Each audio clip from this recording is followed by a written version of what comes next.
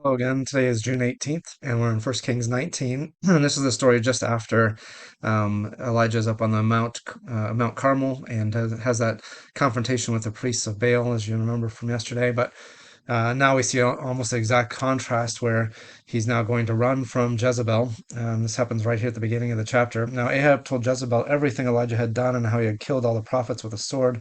So Jezebel sent a messenger to Elijah to say, "May the gods deal with me, be it ever so severely, if by this time tomorrow I do not make your life that of one of them." Elijah was afraid and ran for his life.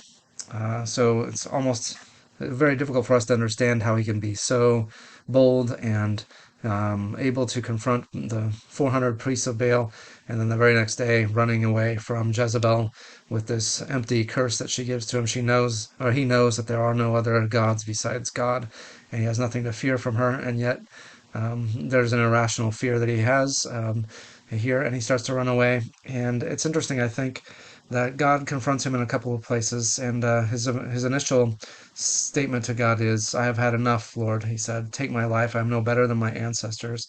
Then he lay down under the bush and fell asleep. So it seems like Elijah is certainly physically exhausted, maybe spiritually, emotionally exhausted from what's just happened. And then immediately the angel comes and touches him and says, "Get up and eat." He looked around, and by his head there was some bread baked over hot coals and a jar of water. He ate and drank and then lay down again. The angel of the Lord came back a second time and touched him and said, "Get up and eat, for the journey is too much for you." And I don't want to make too much of this, but I think that sometimes there are physical things that are contributing to our depression, our fear.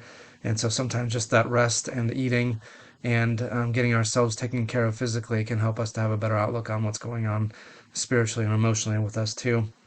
But this is going to persist for Elijah. He's going to continue to say to the Lord that he is too tired to take on this task. And eventually, God is actually going to say, "I'm going to give to Elisha those things that I have commissioned you with." He commissions him to do three things, and Elisha is the one who actually fulfills two of those things later.